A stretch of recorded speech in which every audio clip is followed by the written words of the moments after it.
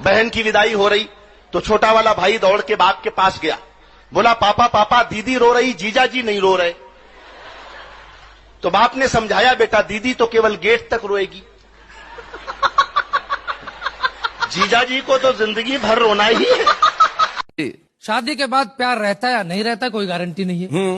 हमारे एक मित्र चमन लाल, उनकी पत्नी को रहता है बस इसी बात का मलाल कि जब भी वो किसी कार्यक्रम या समारोह में जाते हैं तो पत्नी को साथ नहीं लेकर जाते हैं। अच्छा, इसकी पूछी वजह तो बोले दिमाग मत चाटो सुबह सुबह, अरे आप ही हमारी पत्नी को समझाइए, दिल्ली में कानून बना है 15 साल पुराने वाहन सड़कों पर मत लाइए। जाती है प्यार के बाद। तो एक आदमी ने भगवान से कहा, भगवान आप एक आशीर्वाद दे दो, मेरी मेमोरी डिलीट कर दो। तो भगवान ने उस आदमी की सारी मेमोरी डिलीट कर दी।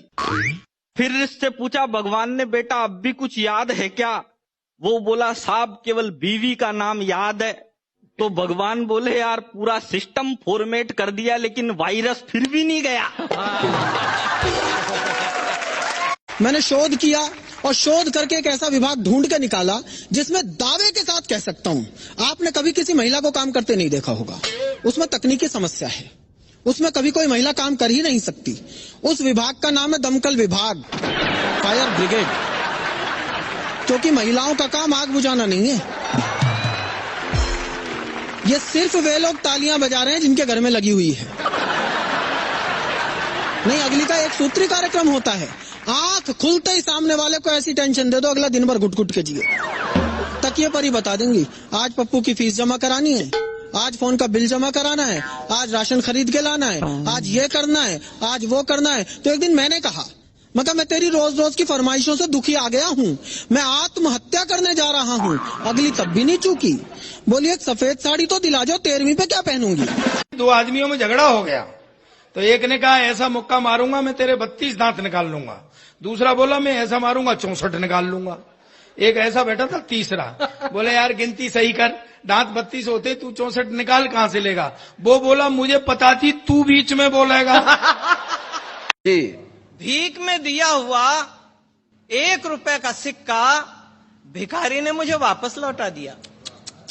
1 रुपए का सिक्का जब भिखारी ने मुझे वापस लौटा दिया तो मैंने कहा जनाब मेरा एक उसूल है, मैं किसी भी भिखारी को 1 रुपए से ज्यादा भीख में नहीं देता।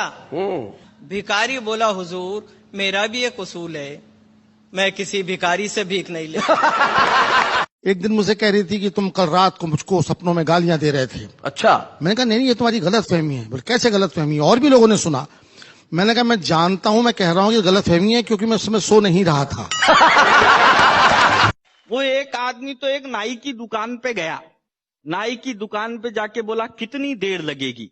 नाई बोला जी अभी तो 3 घंटे और लगेंगे। दूसरे दिन वो फिर दुकान पे गया, फिर बोला कितनी देर लगेगी? नाई बोला जी 2 घंटे लगेंगे। वो रोज जाता उसकी दुकान पे।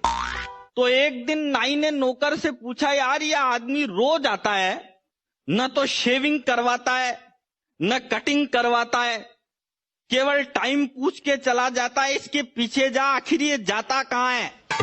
तो नौकर पीछे गया, आधे घंटे बाद वापिस आया। वापिस आते ही मालिक ने उससे पूछा रे नौकर बताओ आदमी कहां जाता है? तो नाई बोला, वो नौकर बोला साहब टाइम पूछ के आपके ही घर पे जाता है।